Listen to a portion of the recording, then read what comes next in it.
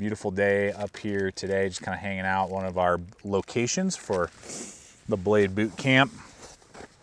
Got a lot of blades. You know, Ashley and I's first child is coming real soon.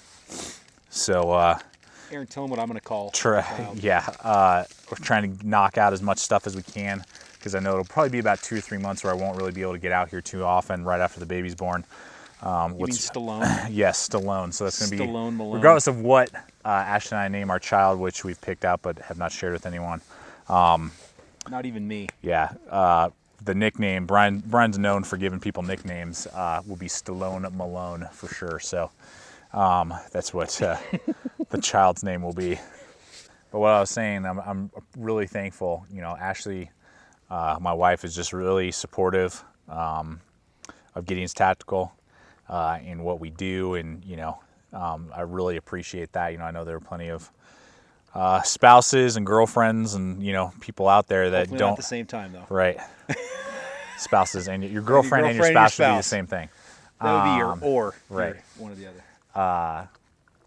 But you know, that don't really understand that, or you know, just give their significant other kind of a hard time about going out in the woods. But Ashley understands it and is very supportive of it, even after our child. You know, obviously we'll figure out how often that is, but she definitely, you know, is supportive of Gideon's Tactical continuing. So don't worry about, oh man, is it going to get way dialed back? Nope. If anything, you're just, it's just going to get even better and going to give me new perspective on, you know, having a son and we're going to see lots of awesome adventures, maybe review some baby gear, you know, outdoor baby gear along the way, and child gear. And then as this channel continues to go, who knows where it'll go. And if it still exists, you know, we're going to see our kid, you know, grow up on YouTube, so to speak. Kind of be like the Truman Show, where you can all watch him growing up in a blade boot camp situation. Yeah. So just kind of hanging out here. This is one of our favorite spots. But no, we're not going to tell you where it is. Yeah, but we like it. You know, it's a really steep, and this is something a lot of people, you know, they kind of question, or you know, living here in the Rockies, you can go like 2 miles and get almost like a 1.5 mile incline. And elevation gain, you know, or a mile elevation gain a lot of the time. And so that's the place that we go a lot of the time, depending on the gear situation. You know, it's about 1.5 miles from the car, but we gain almost you know, a mile in elevation. It's a lot of elevation gain in what we do.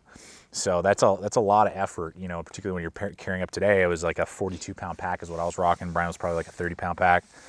With a lot of gear, you know, the camera gear, all the different stuff. I mean, it's definitely not easy living here in the Rockies and having to trek this gear. There's no such thing as a flat trail here in the Rockies. It's probably worse, too, with Aaron when we hike some of this stuff up here. Because, you know, Aaron's honest about all of his reviews. You know, we make sure that, we were just talking about that the other day, you know, we're not a sellout channel. You know, we want to be honest with people because we want the person that's producing the knives or producing the equipment to know honestly how we feel about it, so they can maybe make it better for the customer, which we know they obviously want to do.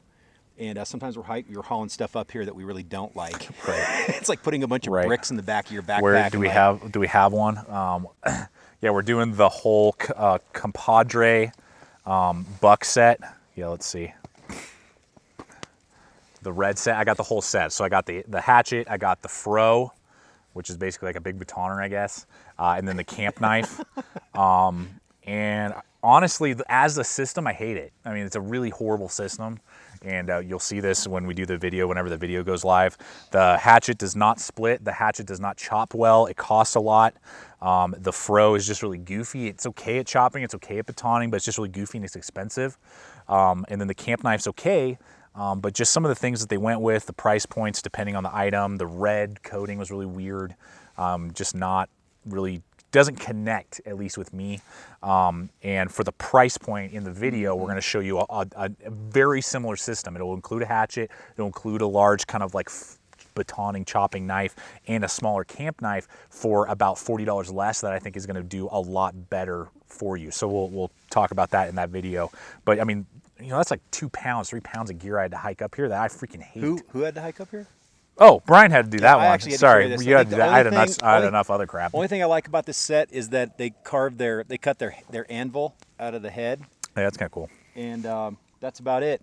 Right. That's about all I like about any of the three of them, I think. You know, and I think Buck, you know, Buck's been around a long time, and there's definitely, I think we expected more from them. well, yeah, we did, and they do the 5160, which is what they're using on all this, all three items, is really good. You know, Right.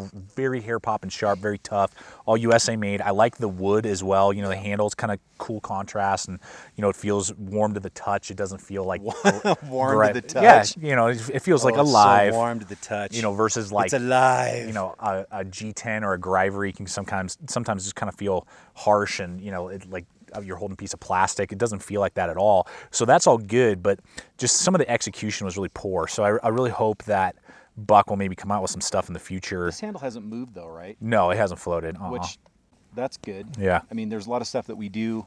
I mean, Hard stuff. within like 3 or 4 hits when we're up here at the boot camp, we can always tell if the handle's going to hold up or not, or if it needs.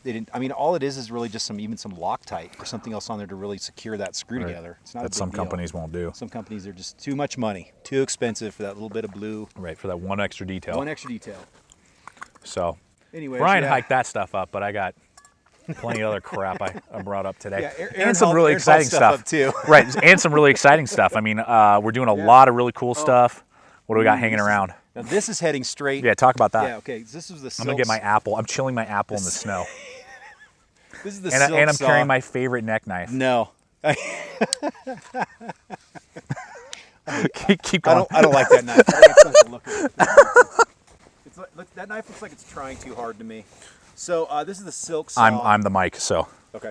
So I'm gonna scream at Aaron because he's the microphone. So this is the silk saw that. no silky. Silky saw. Like silky sorry. smooth. So yeah, this is silky saw. Friend of ours, Dave, raved about this when we first met him. You know, we were like, you know, we use the Bajo saws, and we're trying to talk him up, and we're saying how good they are, and he's like, until you guys have used a silky saw, he's like, you don't even know. Well, what does he do? He's a tree trimmer. Right. So he's basically living. He's basically the woodsman out of Hoodwinked. If you know him, that's basically Dave. So he's like loves wood, loves chopping stuff down and clearing trees and all that. And he swears by this blade. And I just used it just a couple times. We had you know it'll probably be in the video. And it is literally silky smooth. It's crazy how well. And I think too, the other thing too is they didn't try to really, they staggered the teeth on this, but they didn't try to make them twisted or turned or anything, because the Bajo has that where the teeth are almost kind of canted a little bit at an angle, so they think they're trying to like grab more wood as it goes through, and you don't need that. I mean, really, you really want to let the blade and the saw work for you. You know, you don't have to try to like crank on it and get an arm, you know, your arm hurting or whatever. Right. And that's really what the Silky does, is you can even tell, even on the teeth on it, that they're very well lined up. And even just the length, I do like the Bajo handle a little bit bigger because, again, I'm the 2X handle guy here, as you know. So I do like the handle a little better on the Bajo saw, just for the width of it. But yeah, I mean, this is something that, you know, again, is heading probably to the Gideon's Tactical Hall of Fame, I would say, probably at least for this year. Oh yeah, for sure. And maybe even overtaking the Bajo. Now in the video that we'll do, I'm gonna actually do like, what are the three? You know, we have the Bajo, whatever. Hey, I call the this freaking Swedish I saw. call this a silk saw. In Right. fact, what we're going to do at the channel is we're just going to change the name of all this stuff, because I'm actually going to do a video of all the ridiculous names of what was the aftermath toiletry bag. I'm not joking around. If you bought this bag, it's ridiculous. You know this. So yeah, there's just some names that are just ridiculous. But anyways, continue, Aaron. Bajo. But I was just gonna say, out of that one, I can't remember. It looks like Toucan Sam, the saw that we did. That last year, crud. Oh, the Corona saw, and then that one. Out of all three, you know, they're that kind of compact folding, either, you know, trimming saw or I would call it a backpacker saw, because I would backpack with it. The Silky definitely has them beat, and it's only about $8 more at $30. It's the most expensive, but it's definitely. I mean, you can tell. Totally You can worth tell it's worth the $30. Brian, I think my wife followed me. yeah, Brian and his wife do a lot of bird calls and bird stuff and birding. Oh, okay. Well, anyway, just kind of hanging out, guys. Just want to have a little chat with you, and figured I'd see where this goes, and maybe I'll throw this up, maybe I won't, up on YouTube. But yeah, just want to maybe do a little bit more of this, and just kind of idea of taking you along for the journey. You know, I mean, myself, you know, Brian's my cameraman. Every once in a while, he'll do his own videos here and help me out and get some action shots for me and stuff. And I appreciate him a lot, but you know, the goal here at this channel is just to have fun, take you guys along, help you with your systems. You know, and I mean, what do I know? I'm just some goob who lives in the Rockies and likes gear and likes talking about it. I mean, at the end of the day, all this stuff is just my opinion. I mean, I hope it's giving you, you know, a good opinion so that you can make your decisions and what you build and put into your systems and that type of stuff. But yeah, so guys, thank you so much.